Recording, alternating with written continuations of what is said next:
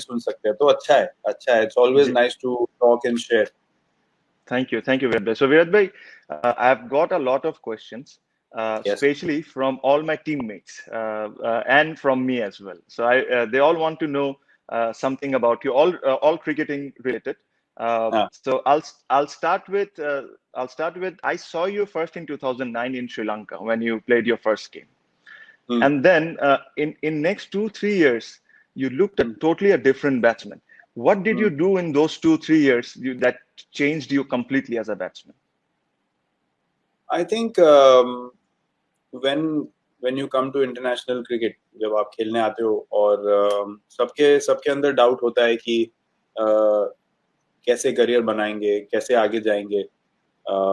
मेरे साथ क्या हुआ कि मैं एक सीरीज खेलने के बाद मैं टीम से बाहर हो गया था कुछ टाइम के लिए. उसके बाद 2009 ट्रॉफी में मुझे कमबैक एक अपॉर्चुनिटी मिला. तो उसमें 2-3 मैचेस थे जिसमें मैंने अच्छा किया. एक मैच में मुझे मैन ऑफ द मैच मिला. वहां से थोड़ा कॉन्फिडेंस बिल्ड होना शुरू हुआ. बट जब फर्स्ट सेंचुरी बनी श्रीलंका के अगेंस्ट इंटरनेशनल क्रिकेट में, तो वहां से मुझे फील होना शुरू हो गया कि I can do this for a long time. मैं ये लंबे समय तक मैं इंडियन टीम के लिए खेल सकता हूँ, क्योंकि नंबर 3 पे एज ए यंगस्टर आप जब आके परफॉर्म करते हो तो, और प्रेशर मैच में चेजिंग सिचुएशन में, तो ये मैच सिचुएशन में ही परफॉर्मेंस करके चेंज हो सकता है आपका माइंडसेट. लेकिन वो परफॉर्मेंस करने के लिए भी आपका एक प्रिपरेशन जरूरी होता है, आपका एक माइंडसेट जरूरी होता है कि अगर एज ए यंगस्टर भी मैं जा रहा हूँ मैच में, जो आजकल भी जो हमारी टीम में भी यंगस्टर हैं, उनसे मैं यही बात करता हूँ रेगुलरली कि ये मैटर नहीं करता है कि सामने वाले प्लेयर ने 150 मैच खेला या 200 मैच खेला. अगर आपका माइंडसेट उस दिन पे अच्छा है तो आप उससे अच्छा परफॉर्म कर सकते हो. आप मैच जिता सकते हो, चाहे आपका वो दूसरा मैच है या थर्ड मैच है, उससे फर्क नहीं पड़ता है. तो ये मैं हमेशा से सोचता था. अगर मोर एक्सपीरियंस प्लेयर आउट हो गए तो मैं ऐसा नहीं फील करता था कि अब मुझसे कैसे होगा. मैं उसको अपॉर्चुनिटी देखता था कि अगर वो नहीं कर पाया और मुझे कॉन्फिडेंस है तो मैं कर सकता हूँ. तो आई थिंक अपनी एबिलिटी में एक कॉन्फिडेंस रखना बहुत जरूरी होता है. और आप किसी भी सिचुएशन को डिफरेंट वे में देख सकते हैं. अगर दूसरे लोग उसको नहीं देख पा रहे पॉजिटिवली और आप देख पा रहे, तो आपका परफॉर्मेंस डिफरेंट होगा, आप मैच जिता सकते हैं. तो ये चीज जो कि मैं रेगुलरली प्रैक्टिस करता रहा. और वहां से फिर क्योंकि आपका एटीट्यूड सही होगा गेम की तरफ, तो गेम आपको रिजल्ट देगा. तो मेरा सिंपल प्रोसेस था, मैं जाऊंगा और मैं टीम के लिए खेलूंगा, कुछ भी हो जाए, और जिताने की कोशिश करूंगा.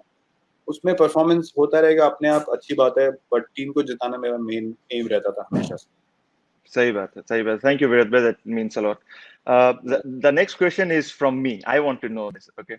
So when I saw you first, your stance was like you used to stand still and then play your shots. Now you're a bit different. Now you do the back and forward thing. Okay. But I am very still. So a lot of coaches have spoken to me about this. Some have advised me to try back and across thing, but I've never been that comfortable. I wanted to know, why did you change from standing still and then going back and across now? I mean, I changed because मुझे ऐसा लगा कि, and it's a very personal thing, I felt like I wanted to play all over the ground. और उसके लिए I felt कि जो static position में खड़ा होना स्टांस में, मुझे ऐसा लग रहा था कहीं ना कहीं it was making my options limited. कि एक तरीके से ही मैं गेम को खेल पा रहा था.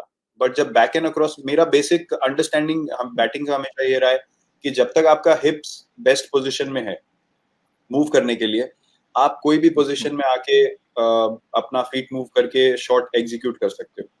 तो मुझे ऐसा लगा कि स्टैटिक पोजीशन में मेरे स्टाइल ऑफ प्ले के लिए वो नहीं काम कर रहा था. बट बहुत बहुत लोगों के लिए काम करता है. सचिन तेंदुलकर बिल्कुल स्टैटिक होके खेलते थे, उनको कभी कोई प्रॉब्लम नहीं हुआ. उनका हैंड आई कोऑर्डिनेशन टेक्निक बहुत सुपीरियर था. तो मुझे अपनी गेम के हिसाब से थोड़े थोड़े चेंजेस लाने पड़े और थोड़ी थोड़ी चीजें ट्राई करनी पड़ी डिफरेंट टाइम पे. और ट्राई करे बिना मुझे पता नहीं चलता. तो वो मैं एक जरूर चीज कहना चाहूंगा कि अगर आपको लगता है कि आपकी गेम में कुछ ट्राई करना चाहिए, तो जरूर उसको करें और प्रैक्टिस में करें, और मोर इम्पोर्टेंटली 1 या 2 मैच में जरूर जाके करें. क्योंकि मैंने ये एक्सपीरियंस किया है कि प्रैक्टिस में आप कितना भी ट्राई कर लें, बट एक मैच प्रेशर सिचुएशन में जहां आप आउट भी हो सकते हैं, जहां सिचुएशन भी कंट्रोल में नहीं रहता है, प्रेशर भी है ऑपोजिशन का, एक मैच भी फंसा रहता है, कभी आपको अच्छा एक इनिंग खेलना है, उस टाइम पे अगर आप उस चीज को प्रैक्टिस करके एग्जीक्यूट कर लेंगे तो फिर वो आपका कॉन्फिडेंस लेवल, मेरा ये मानना है कि प्रैक्टिस आपको एक अश्योरेंस देता है कि आप रेडी हैं, लेकिन कॉन्फिडेंस जो ऊपर जाता है वो मैच सिचुएशन में परफॉर्मेंस करके ही जाता है। और जो चेंजेस हैं अपनी बैटिंग में वो भी मैं ये करता हूँ कि आप अगर मैच में एक बार दो बार ट्राई करोगे और वो अगर इट ओपन्स अप, अगर उसमें परफॉर्मेंस हो गया तो आपका एक नया एक ऑप्शन खुल जाएगा बैटिंग। तो ये मैंने खुद एक्सपीरियंस किया। सही बात। So Virat bhai, when you did it for the first time in the game, did it feel uncomfortable, or did you feel uncomfortable in the first time when you did it?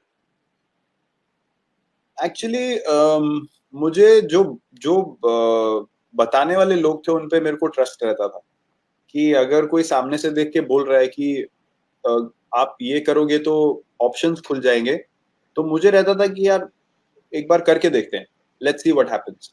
तो उसमें luckily ऐसा हुआ कि पहले एक दो बार में एकदम ऐसे शॉट्स लगने शुरू हो गए जो पहले मैं नहीं सोच सकता था कि एग्जीक्यूट होंगे। तो फिर आपका बिलीफ बढ़ जाता है कि नहीं, एक तरीके से नहीं खेलना है, आपको हमेशा अपना जो दिमाग खुला रखना है, चीजों को समझना है, चीजों को सीखना है। और एक एक तरीके से अगर आप बोलेंगे कि मैं बहुत देखता हूँ कई प्लेयर्स का माइंडसेट ऐसा होता है कि नहीं मैं तो ऐसे ही खेलता हूँ, लेकिन थोड़े टाइम में अगर ऑपोजिशन आपको फिगर आउट कर लेगी तो आपको गेम से आगे बढ़ते रहना पड़ेगा। तो वैसे ही आप कंसिस्टेंटली परफॉर्म कर सकते हैं। तो मेरा ये मानना है कि आपको ओपन रहना चाहिए, आपको किसी भी बैट्समैन को ओपन रहना चाहिए चेंज के लिए, पॉजिटिव चेंज के लिए। आप करके जरूर देखो, अगर नहीं काम करता है तो आप वापस बोल सकते हो कि नहीं, आई थिंक मैं अपनी तरीके से I want to carry forward. But अगर if it works then you understand कि जो भी टीम एनवायरनमेंट में है, जो कोचेस है, जो भी है, वो सब आपके भले के लिए बोल रहा है, आपके फायदे के लिए बोल रहा है, ताकि टीम को फायदा हो सके। तो आई थिंक वो एक की बात हो जाती है कि सामने किसी ने बोला यार चलो करके देखते हैं एक बार। सही बात है। Okay. So Virat bhai, the next question is how big you are on preparation. Like, do you like to hit a lot of balls? I've spoken to few of your teammates. I've got a different reaction from others. So I wanted to know from you that are you big on preparation? Do you hit a lot of balls in training? Depends. I mean अगर I feel बहुत different तरीके से, मेरा एक set pattern नहीं है preparation का। The only set pattern I have is with fitness and my diet, क्योंकि वो एक चीज है जो कभी भी आपको how do I put it, मतलब एक वो मुझे लगता है कि ट्रेनिंग और आपका डाइट जो है वो कंसिस्टेंट होना चाहिए। क्योंकि अगर आपकी बॉडी बेस्ट शेप में है और आप मेंटली अच्छा फील कर रहे हो, बॉडी में कोई प्रॉब्लम्स नहीं है, स्टिफनेस नहीं है, तो you can go out and you can be at your best every time. But batting में मुझे ऐसा लगता है कि जब आपको कॉन्फिडेंस नहीं आ रहा है, जब इतना अच्छा बॉल कनेक्ट नहीं हो रहा है, तो ज्यादा बैटिंग करने को और अपने से दिल करता है कि यार मुझे और सेशन करना है। मुझे until you get that one session जहाँ पे आपको पता होता है कि यार आज परफेक्ट बैटिंग हुआ है, जब मुझे वो सेशन मिल जाता है उसके बाद मैं नेट्स में 7 के 8 मिनट, मैक्स 10 मिनट से ज्यादा मैं नहीं रुकता हूँ। थ्रो डाउन जो अभी अपना साइड आर्म सबके पास आ गया है, 10 मिनट प्रैक्टिस करता हूँ मैं, and then I go away. Because होता क्या है, जब आप अच्छी बैटिंग कर रहे होते हैं, अगर आप if you over do it, उसमें बैड हैबिट्स क्रिएट हो जाती है। क्योंकि आपको लगता है कोई भी शॉट लग रहा है तो आप कुछ भी शॉट मारने लगते हैं, उसमें बॉडी शेप जाता है, कुछ शॉट खराब होते हैं, फ्रस्ट्रेशन बढ़ता है, आप और खेलते हैं और खराब होता है। तो जितना आपने बिल्डअप किया है वो सारा एकदम एक ही टाइम में नीचे आ सकता है। तो वो एक सेशन का अवेयरनेस होना बहुत जरूरी है एज ए बैट्समैन। वो हमेशा सबको पता होता है कि ये सेशन में परफेक्ट हो गया है, तो नेट से बाहर आना भी एक स्किल है कि मुझे कब नेट से बाहर निकलना है, क्योंकि वो 10-15 मिनट क्रूशियल हो सकते हैं। सही बात है। हाँ, I think everybody is different. Like in our team, where I only bat for 10-15 minutes, but I batted in very high intensity. And where the other side of, if you think about Mushfiq, he goes for an hour and an hour. So I think it depends on individual as well what you get out on the net. agree. It's a very individual thing. If you talk about Pujara, he will bat for 3 hours. You know, सबकी batting कर लेगा वो. तो वैसा सबको अपना अपना confidence create करने का एक टेम्पलेट है. बट मुझे ऐसा लगता है कि अगर मेरा मेंटल मेकअप अच्छा है, ऑफ द फील्ड भी मुझे अगर you know you want to go out for a coffee, go out for a walk, जब आप टूर पे होते हो, यू नो, तो वो चीजें भी बहुत जरूरी होती हैं. आप हर टाइम एकदम ऐसा नहीं रह सकते कि इंटेंस. तो अगर आपका मेंटल सिचुएशन स्टेट अच्छा है तो आप मैच में भी वो अच्छी फीलिंग से जाओगे, कॉन्फिडेंस से जाओगे. क्रिकेट खेलना सबको आता है, कभी हम उसको ओवर कॉम्प्लिकेट कर देते हैं तो हम बहुत ज्यादा प्रेशर में आ जाते हैं. Okay, Riyad bhai, I have 2 more questions to you, and this is all came from different colleague of mine who plays with me. Sure.